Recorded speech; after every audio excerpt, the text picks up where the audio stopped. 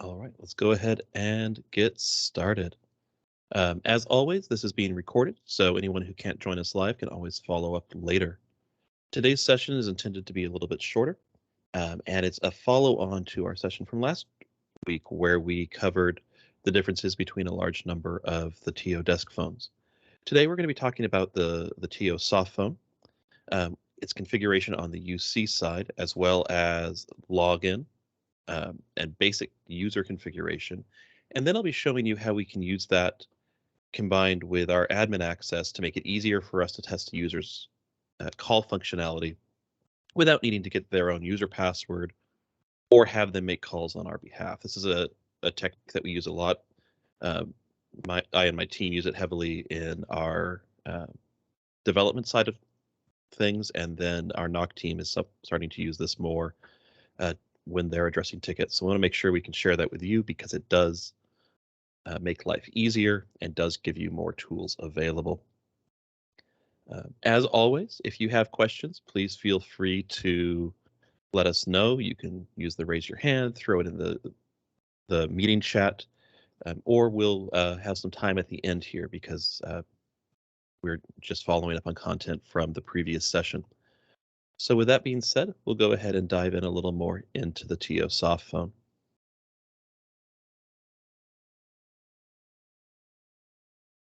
So we're back here in one of my development servers, and we'll continue working through here. As a reminder, last week we went into user extensions and templates, and we walked through all the different physical devices. Today, what we're going to do is we're going to talk about, again, that PC and Mac softphone and the mobile connector. I'll be sharing my full screen in a little bit here, and we'll talk about the user experience of the softphone. For the purposes of today's conversation and today's call, most of what I will be sharing is going to be based off of the desktop softphone, simply because that's easier to share in this meeting environment.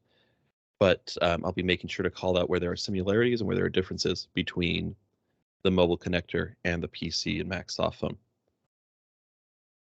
I'm going to go ahead and take a look at the PC softphone first.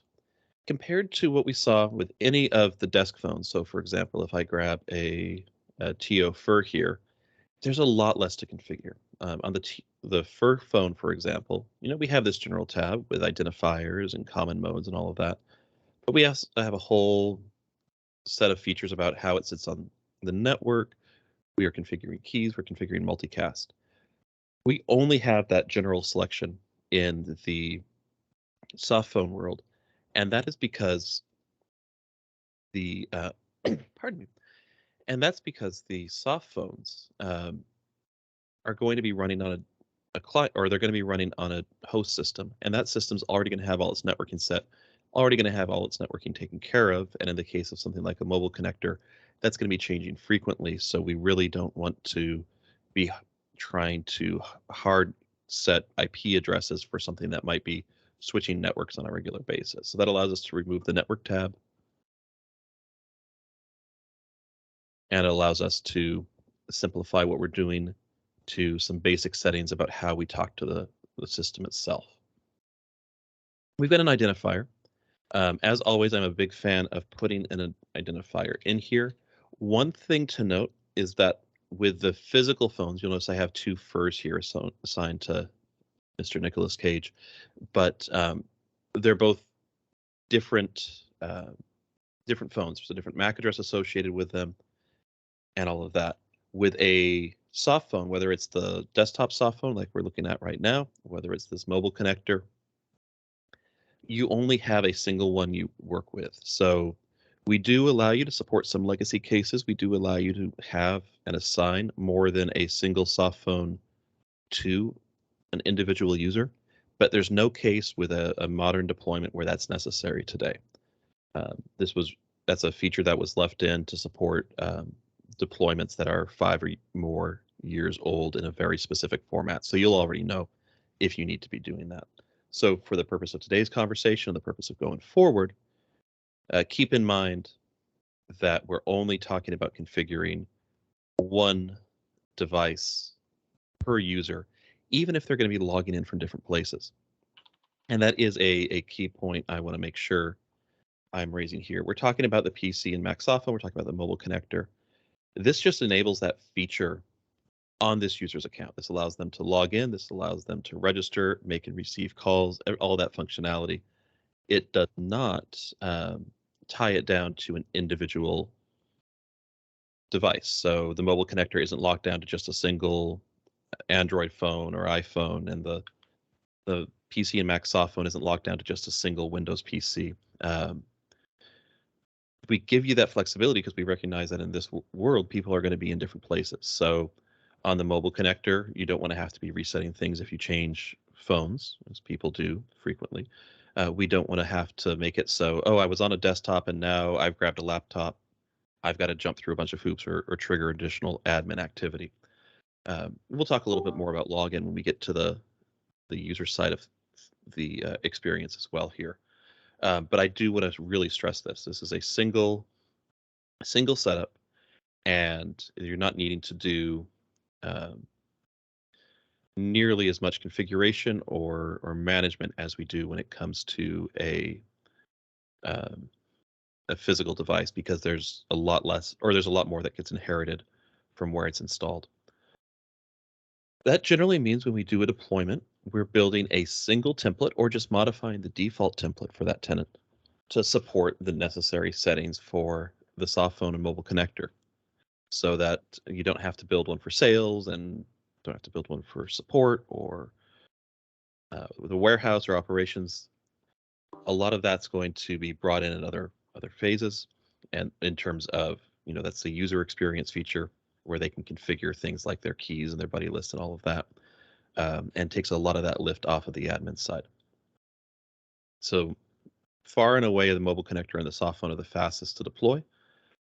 You can either just go on the Play Store, the App Store, and download the mobile connector. As soon as the users have that in, they need to know their extension. They need to know their user password.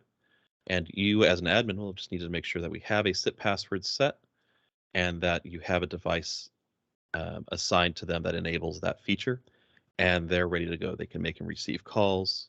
It's the single fastest way of doing deployments because it takes a lot of load off of physically connecting devices. One of the biggest differences you're going to notice between the mobile connector and the desktop softphone is that the softphone does have a screen sharing feature.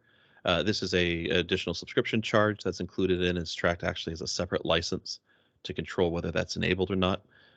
If there is interest, I'm happy to go into details on how that functions. Most of the days we see people using other group meeting tools for this purpose, so that's not been a major focus of what we've been pushing, but I do want to call that out. Otherwise, everything else we're looking at here, from the SIP options to the way the accounts are managed, is identical between these two. Same requirements, same setup. Do want to call out a couple things. On the mobile connector side, we default to TCP as opposed to UDP, which is the default for all the desk phones. We do this because TCP and TLS are more battery friendly in what we found in our testing on most mobile deployments, because with a UDP connection, the application itself has to stay up and keep the connection open. Whereas with a TCP connection, a lot of that work can be handed off to the OS itself and can manage that more efficiently. So we can have the application be less active and using less resources. So unless you've got a good reason to change away from TCP, we recommend keeping TCP as that default transport, but we do give you options to configure that. We also have options for primary SIP account and a backup SIP account.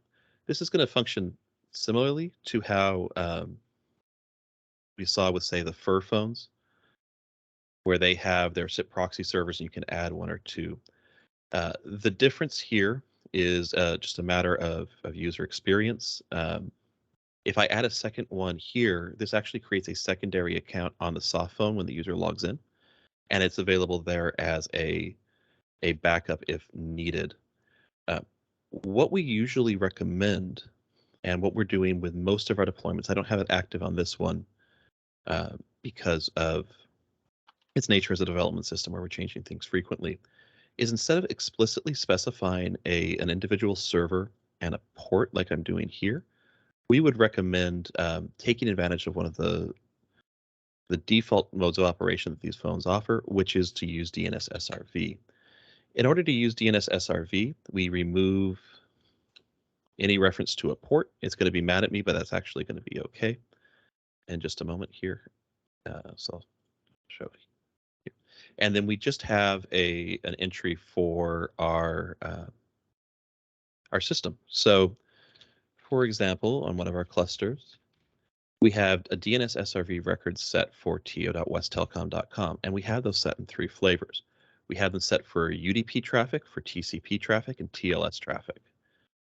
By setting them that way, it allows us to do a lot more fine-grained control of how we are pointing those devices, and it gives us better options, especially on the mobile side, where these devices that are going to be in different networks and in different environments can more naturally and automatically pick up where they need to be going.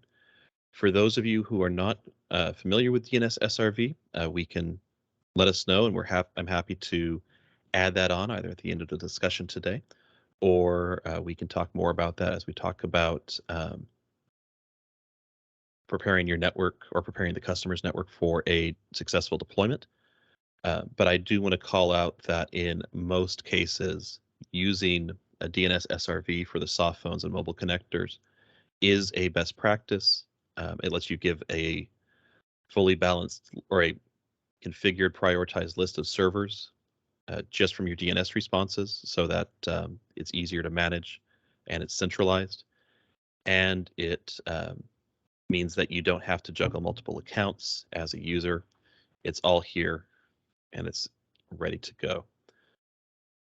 But we do have the option to set both a primary and a backup. So it is also allowed to have DNS SRV as your primary and then a fallback, whether that is a proxy by a fully qualified domain name or an IP address that explicitly points to one place, is allowed as well.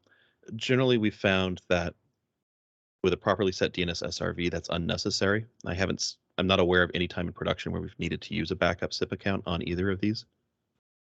But we do allow you to do it. The one note I would state is if you are going to use a backup SIP account, make sure that you think about the failure modes that could trigger it. So in this case, if I'm doing a DNS SRV record up here, it's most likely going to include any server I have clustered together that can provide support for this user. So I would recommend instead of using a fully qualified domain name here, we can, for example, state that there's a high degree of likelihood that if I can't connect to my primary, that means there might be something going on with DNS. So let's fall back to just an IP instead. The other thing to note, because we didn't cover this last time, we talked about transport briefly, especially how it relates to the mobile connector being on TCP. But I do want to call out that if we use TLS, which is fully supported, that's going to be on a different port, and we need to make sure we take that into account when we configure our devices. So if I go back to the system SIP media here, you'll see that I've got my TCP UDP port, and as a general rule, you're going to see the TLS port as an increment or one higher than that. So your standards would be 5060 is your TCP UDP port, 5061 would be your TLS port. I do want to call that out because one of the most common issues we see with deploying TLS is you enable TLS transport, but your devices are still pointed at the TCP UDP port, so they fail to connect. Coming back over to the user here, and we're going to wrap this part up pretty quickly. So we've covered SIP options. We talked a little bit about how to set those accounts. Again, in the example I have here, I do have a primary and a backup. For our regular deployments, just to rehash, primaries are usually all you need, especially if you're able to take advantage of DNS SRV records. All you need to do to enable either the mobile connector or the soft phone to do attempt a DNS SRV record before it attempts to look up the A record to register is to have a host name rather than an IP as the proxy. and to have nothing in the port. And those two items will trigger DNS SRV across the board. I'm going to go ahead and change my screen share here, and we'll talk a little bit about logging in and the user experience.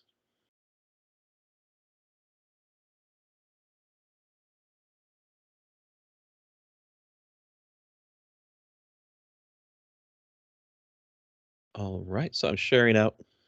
Now you should be able to see that I've still got that admin side up here on the left, and then at the center of my screen, I've got my um, soft phone ready to go. This is a test build, so colors are going to be different, but functionality and everything we're going to talk about otherwise will be the same.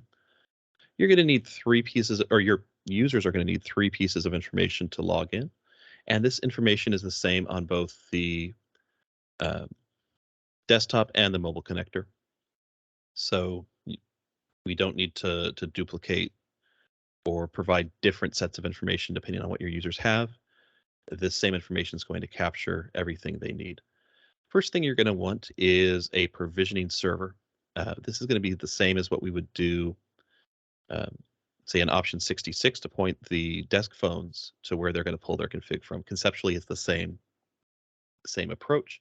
The biggest difference is we can't trust an individual Mac in this environment, so we're going to also ask for and enforce credentials every time. Um, so in this case, I'm saying go to https teo.westtelcom.com. You may have noticed that when I first came in, I had a /login at the end here. With the newer versions of the UC, this /login is no longer required, but it is still supported. It used to be on previous deployments or previous versions, you had to include the /login as part of the provisioning URL in order to log into the soft phones. We've removed that need, but we also wanted to make sure that we're not impacting existing deployments. So either one is fine if you are supporting customers on older versions of the UC. Would recommend just assuming you need the login, but anything from the 5.5.20 or later will work without it. So that includes the 5.6.0 and 5.6.1 on there. Next up, or one last note on the provisioning URL here. You'll notice that I have HTTPS. This is going to work well if you have a commercial certificate loaded, a trusted third-party CA certificate used for your HTTPS connections. This may cause you issues in cases where you're using a self-signed certificate because this relies on the OS's key store. So in this case, the Windows key store. If I was on a Mac, it'd be the Mac key store, or your Android or iOS clients, which means that if you attempt to log in and you're with HTTPS and you don't have a trusted certificate loaded here, you may get one of several errors, even if all the other information is correct. And those errors could be an unable to connect, that could be an untrusted server. Details are going to depend on the message and that you get back from the OS and what that is. But do keep that in mind if you're using HTTPS for configuration login, which we would highly recommend. Then make sure we've got a trusted certificate. It is possible to load the certificate, a self-signed certificate from the UC into a user's trust store and continue to have this work even in cases where you're not using a certificate authority provided cert. But generally for larger scale deployments, that only works in cases where either through group policies or MDM solutions, your customer already has a mechanism in place to deploy certificates. Outside of that environment, it's usually going to cause quite a lot of overhead, and getting to a CA certificate is going to be a more efficient use of time and resources for everyone involved. I'll get off my high horse about certificates and move on now to the next two pieces of information. This is going to be the same information that your user needs to log in to their user portal. So it's going to be their extension, and we have this explicitly set as their extension because in older versions of the UC, it was a more common practice to see a single user assigned to multiple extensions. So this allows a user to explicitly say which extension they want to log in as. We still technically allow that, but we have updated the flow of creating users to reduce that because that's mostly causes more confusion than the benefit you can get from doing so. But I do want to call that out. So you'll need the extension number. So if I was to log in as Nicolas Cage here, I would just need to know IM101. And if you're supporting a customer on a cloud system or on a multi-tenanted on-prem deployment, you'll need to know what their tenant domain is. So for example, on my test system here, I've got a large number of these built out. And I know that extension 101 is with Teo. So this would be 101 at Teo for that user in the example we've been looking at. And finally, they're going to need their user password. This user password is going to be the same one they use to log into the portal and is not the SIP password. You as an admin, we've intentionally built it so you cannot see or interact with that. Pardon me. So you cannot see or interact with the uh, user's password. That's all hashed, and we don't have any way of pulling that out for security. So if you need to help a customer log in, you'd actually have to come in, and if they forgot their password, go through a password reset flow, or you can change that through here. Once you have that, you're going to sign in. This will make an encrypted request out to the server, and the server is going to feed back a configuration just like it does with the desk phones. At this point, it'll think, it'll launch out, and it will get going and give you this configuration. Now, this is a phone that I've used quite frequently. This is my own phone I use in production. So we're going to see it's already populated with some things. So I have my call logs, I have voicemail all configured on here. This is the experience, though, that you're going to first land on. You're going to come in, you're going to see your present status. This syncs to what the users see in their portal. You're going to have an outgoing account. This is either going to say UC primary, or in some cases, if you have a backup on there, it may say auto select. You've got options to switch between modes. I'm not going to touch too much on the device settings today because I don't want to break my audio, but happy to go into more details there if someone would like that. You got your volume controls. You've got your ability to access the message window so you can actually send messages internally. Voicemail, as I called out before. Additional options, so if you want to do different outbound calling behavior, you can have that here. And then finally, the ability to place a call either by typing into the box here or by using the on-screen keypad. Placing a call is going to be equivalent to using a desk phone. So if I wanted to say, for example, I'm going to call my music on hold test number. Again, I just want to make sure I'm not bothering people during our training here. I can go ahead and type in *100 through the keypad. I could just as well have gone to where it says enter the name and number and type that same value in. When I do this up here and I start typing a number in, it's going to, of course, let me dial the number as selected, and then I can either hit enter, I can come up here and I can mouse over and I can click on there, or I can hit the green phone icon to place that call. It's also, though, going to search through contacts, favorites, history as well to find that. So if I wanted to, for example, give Seth a call, I could type in his name, I could pull that up, and it would be ready to go. So I don't have to everyone's extensions. We can bring that through. When we're on a call like this, you're going to get a call established. If you've pulled contacts from a source that has icons associated with it, this particular setup I have at the moment doesn't have that. You'll get the user's icon here. You can also come in and add them to a contact list and build out your own groups to how to handle that. We'll come to more of that in a minute here. In terms of other call control, I can click on the call itself And then if I need to dial a DTMF digit, let's say I call an auto attendant and need to navigate through it, I can either, with the call selected, use my keypad to type in there, or I can come down just like I did to call originally, and I can click through to trigger my DTMF. I'll get a small chirp so I know it's sent, and I can see my full history of that here. I've got the ability to mute and unmute any given call. I've got the ability to hold a call, resume that call. I can transfer, and I have, when I hit transfer, it immediately puts the call on hold.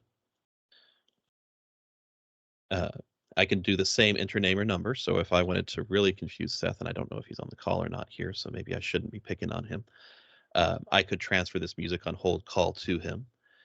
And then I have an option to uh, transfer now, or I can do an attended transfer if I click that arrow and do a drop down. The difference between an attended transfer and a blind transfer is same as you're going to see on the desk phones, which is I'm either sending the call off to where it needs to, or where I want it to go, and I'm done with it, or I'm calling the far end first, confirming the that they were able to take the call, and then connecting those calls together. I do have a couple other things we'll touch on briefly. If you're talking between devices that support video, so soft phone to soft phone, for example, you can trigger a video call through here. I'm not going to make anybody look at me this morning, but we do support that across soft phones and mobile clients. And then I can also bring them into a conference call. So if, for example, I said, great, let's get this in here. Just like with the transfer, I enter that name or number. I can add it in. It'll place an additional call through and conference them together. And then, of course, I can end the call. One other thing to point out is you do get a call health indicator. You get a similar indicator on the mobile connector as well. And if you click into that, you can actually see details of, what codec's being used.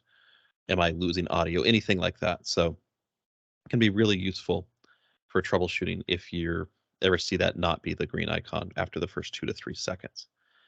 I'm going to leave this call connected, and I'm going to go ahead and place a second call. I could, of course, put this call on hold first, come through and dial, or I just come through. And again, I am intentionally calling things that aren't going to ring someone on the far end. So generally, this will be an extension or external number that we're dialing here. So let's say I want to call into my voicemail really quick. I can hit there. I could have also hit the voicemail up above. I've got that call established. This one immediately goes on hold. I can switch between them by clicking the play icon. I can merge those calls together. I could even bring them in as an additional conference call. I'm going to end that one here before I have too many voices in my ear at once. But that allows me to manage calls, and I can have up to 6 different calls stacked up and managed at the same point, and it just continues to grow vertically in that state. I'm going to end that call, continue the tour through here. Next up, we have our contacts. The contact list, you'll see I've just started rebuilding this, so it's a very small list at the moment where I only have a couple people in here. But this is your user's local contacts. From here, you can have a profile built out, and based on what that profile is, you can call them. You can send an email to them if you have it linked up with, say, Outlook locally. If they are a soft phone user, you can message them. So from a previous example here, I can go into Seth and say message.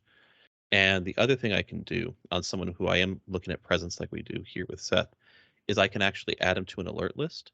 And the next time that presence changes, I will get a little toast notification saying, now available, now busy, whatever that state has changed to.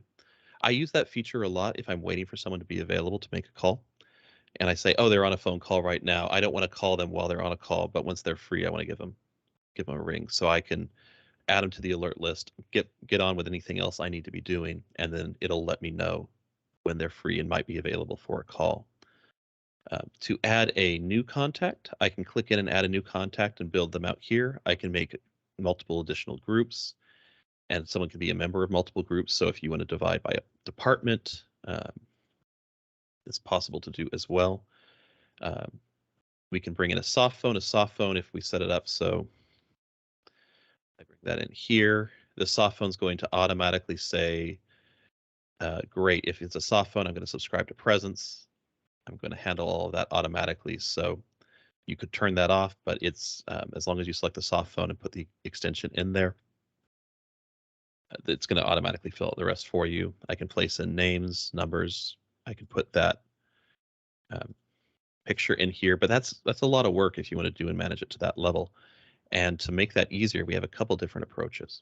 I'm going to come up to the contacts menu here. This gives additional options above what's in the contacts view. Let me modify the groups, add contacts, and the one I'm going to talk about here is import contacts. This is one of two ways we can bring in a large list of contacts at once into the soft phone. I can bring in a CSV file. I can bring in a V card that could have been exported from a contacts app or from Outlook, for example, or I can directly pull it from a PST for an Outlook or Exchange server configuration. These are a one-time import, so once I bring them in, they're going to stay in the state they are. This can be really handy, especially if there's a shared list of contacts you want everyone to have. They can have a single place they pull it from and be able to keep going. But there's some downsides to that. The first is it's great that it's controllable, but it also means that in order to update it, you have to come through and do this import contact list again. So if I'm bringing in a CSV file, I select what I'm doing here. Let's see. No. And then I have options for importing further. I just try not to overwrite what I have at the moment. I can export those contacts out back into a CSV file. So if I build out what I want and I want to share it with someone, I can export that here. But again, these are all one-time operations. The other option we have is if we go into account settings here, we can enable an Outlook integration. Outlook integration is only for Windows, and of course does require Outlook to be installed and configured on the user's account. The other options are going to be on Mac OS. This will, instead of being Outlook, is the Mac address book that it links with. And in the pardon me. And on Android and iOS, it's the on-device address book, and you'll get a request to access contacts when you come in. In terms of configuration, when you tell it you're looking to use the local Outlook, Outlook might prompt to allow that through, and then you tell it, right, what number in my contacts am I using for this soft phone number that I talked about manually configuring a moment ago. Generally, that's going to be your business telephone number. That's the assumed default. But depending on how your contacts are built, that could be any of these other numbers, and you can modify and support all of those. Once that's set, contacts that I establish in Outlook will sync over here. I can then make changes. That's how, for example, I'm able to send an email directly through here. So that keeps things in closer to real time and means that there's only one place that I as a user have to manage my contacts. I can also take a contact, and if I have a large contact list, I can make them a favorite. So if I just right click, add to favorite, right there in the favorites, and I will see that come through. And to remove from a favorite, just right click, remove from favorites. Favorites make a ton of sense if you have a large number of contacts, but it can be less necessary if you're only handling 5 or 10 contacts on here. I've got my call history. I do a lot of call testing on this device, so you'll see a lot of quick calls on here. The different icons are going to tell you the direction. So a green arrow pointing to the upper right is an outbound call. Blue pointing to the lower left is an inbound call that was answered, and red are missed calls. So I can see the call came in and then went somewhere else. I can search through this history. I can search through based on call types. I can even come in and choose date ranges that I'm searching through. So I have a lot of visibility, a lot of control over searching my contacts. I still personally find that using my user portal and using the call activity there is a faster way to find history. Um, but we want to make sure it's available in all places, just like there's a call log on every local desk phone as well. And then finally, this is something that you'll see us talk more about in the future. We're able to actually embed web tabs directly into the soft phone. So we as so when the soft phone is configured, it pulls down a list of web tabs and can populate those here. In this case, I just have it pointing at the user portal. But like I said, we'll have more to share on that in the future as well. So I actually have a full browser here. I'm not, as a user, able to pick anywhere else, but I could actually, if I wanted to, log into my user portal and access it through here. Other element I want to touch on briefly is going to be directory. So right now, what I've been discussing has been, a user can do this locally, can pull that locally or sync from Outlook, especially for contacts.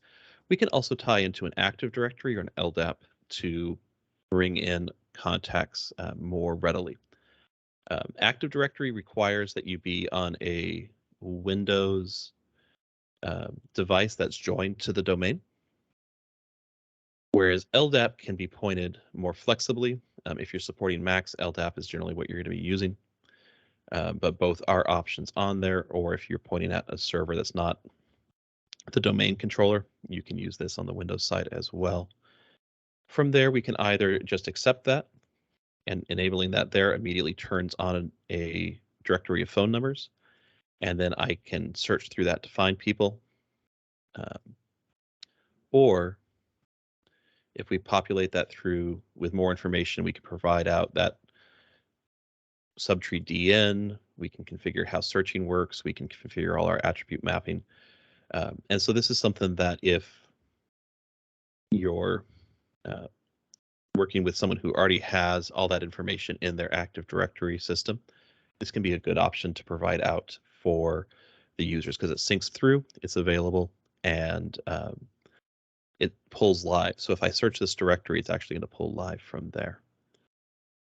I want to change course a little bit now and just very briefly talk about one of the things we can do as administrators to test some call scenarios that otherwise might require us to reach back out and ask a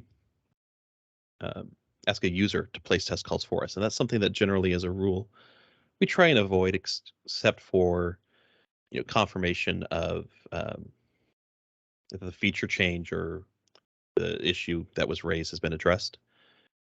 We always want to test that first if possible. And if that user has a soft phone assigned to their extension, we can do that without ever needing to know their user password. So we're going to go ahead and set that up. I'm going to actually pick it for my test extension here, which is different than what I've logged in as. And I'll go ahead and build this out. What I'm going to need to know in this case is the extension, the SIP password, the domain, and then I'll need to know the proxy and port. That could be DNS SRV, it could be an explicit proxy and port as set here. And then I will also need to make sure that a soft phone is registered to their account. In order to log in and place the call as the user, you'd assume that you'd need to have their password so you can initiate that login. But we do give you a little bit of flexibility with the desktop soft phones. So I can actually come into account settings here. And you may have noticed it before where I was talking about that Outlook setting, but I have a large number of test accounts set up so that I can be different users for different test calls that I'm doing. We allow you to define up to 8 accounts manually through here. This is not something we'd recommend having your users do in production. It's something that is going to be hard to support if you're asking people to manually configure things, if a password changes or if you need to change a proxy or anything like that. You're opening yourself up to a lot of heavy lift. So we would never recommend doing this in as a production deployment, but it is a great troubleshooting tool. You still do need to have a login that the softphone can log into somewhere successfully in order to get to this screen. Otherwise, it can't activate its license to get to this point. But once we're here, we can manually build an account to allow us to place and receive calls as that user to let us test those things out. So that's what I'm going to do here for this test user. So I'm going to go add, and I'm going to select SIP account. First, you have your account name. In this case, I'm going to go ahead and name it, and I'll know what it is when it comes back to. I'm choosing, am I allowing calls here? Am I allowing IM and presence here? So if you're just testing calls, you could disable presence entirely and just simplify what you're testing with here. Generally, it's safe to enable both. You're going to need to use your user ID, and that's the extension. The domain is the domain if you are on a single tenant system, whether that's a dedicated hosted environment or an on-premises deployment, the domain is going to be Teo. Otherwise, if you're in a cloud environment or on a multi-tenant on-premises deployment, that's going to be the tenant domain. Password in this case is going to be that SIP password. Display name and authorization name, we can leave blank. I'm one of those types of people that likes to fill in all the boxes though, so I'm going to go ahead and make that the user ID. On the back end, if these aren't entered, the user ID is automatically populated here. And then we're going to come down to domain proxy. First one is, do we want to register with domain and receive calls? Generally, this is something you're going to want to do, but if you're only looking to test outbound calling, you can even turn that off so you're less involved with the user or less likely to disrupt the user by accidentally rejecting a call or answering a call that they're receiving. This makes it easier to test while the user is still actively working through things. And then you're going to need to know the proxy. So we're going to always set the send outbound via the proxy. This is all automatically built when a user logs in. Again, you only need to know this for this troubleshooting steps. Otherwise, this is something that is all automatically generated. And I'm going to go ahead and put that proxy in here, followed by a colon, and then the port. This right here is enough to let me test outbound calling with that user. If I say OK, it'll think for a second, it'll send a registration request, and then it'll tell me when it's ready. From here, if I wanted to make an outbound call as that other user, I can now come through this outgoing account selection, and now instead of just showing me the primary that I got when I logged in, I can also select this new account I just created, and then I'm calling as that user. This is a great way, again, if you need to capture behavior that a user is experiencing, or you need to test a certain call flow as a user, this is a great way to let you do that without having to put the burden of testing on an end user, especially where there might be gaps in communication. So you ask a user to do something, they say it worked or it didn't work, but did they explicitly and exactly test what you were looking to test, or did they test something else? This lets us cut all of that out. But in order to get this, you do need to have full admin, because you do need to be able to pull things like their credentials for the SIP side of things, and they do need to have that soft phone configured. Otherwise, we would block the registration even if you have everything else correct on here. A couple things just to touch on this further is, by default, this is going to let me test those outbound calls. It's not going to handle voicemail with the voicemail button automatically. I'd have to populate that in. Otherwise, I could just dial pound to test a user's voicemail. It's going to use just our default methods for topology. If we need to tweak settings here, you're looking to try something with a firewall, you can actually control port ranges and the like here. Generally something that for even this type of testing isn't needed, but I do want to make sure you know it's there. If you have enabled presence, you can configure things like poll times and refresh times. Again, this is something we use on the development side sometimes to test with, but generally isn't something we need in production. Even if you are testing for a user, we can leave it as the defaults here. Transport is going to be, on a new account like this, is going to be set to automatic, but if you want to try TCP versus UDP versus TLS, you can come through and explicitly set it here. If you want to set different security settings, that's all managed through here as well. And then if you want to change session timers or things like that, you can do that through the advanced. Everything pretty much other than the accounts, though, are things that even in the troubleshooting steps, we wouldn't expect you to have to come in and change, with the possible exception of that transport. So if you're saying, I want to test to make sure TLS is working, you'd want to come in here and enable TLS. But outside of that, uh, just that quick account setup with just those handful of information. So again, that's you need to know the user ID, domain, which is their tenant domain, or TO if they're on a single tenant system, their SIP password, and their proxy address and port. You have those 4 pieces of information you can set up to test on here and make and receive those calls. Once you've done your testing, you've handled those calls as needed. I do recommend removing these test accounts when you're done with them because it doesn't take a lot of time to set up a new one. And you want to make sure you're not introducing a situation where you're accidentally making calls off of a customer system. So when you're done with it, you can come through here, you can click remove, it'll move that through. As a note, if you do accidentally remove the primary TOUC account, you can just log out of the soft phone, log back in, it'll repopulate. So it's a low risk setting here. Um, so something I hope that you're not going to have to use too much in the field, but I do want to make sure we're sharing our techniques and our approaches that we use internally. All right.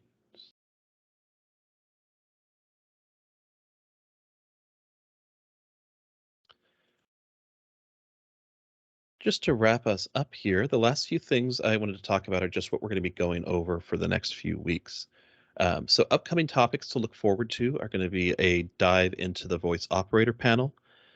For those of you who aren't familiar with it, the voice operator panel is a third-party um, or piece of software that we have tested and validated, and we have a distribution agreement for that lets you have a highly configurable soft phone that is really intended for that operator or reception usage, has a lot of density and a huge amount of customization.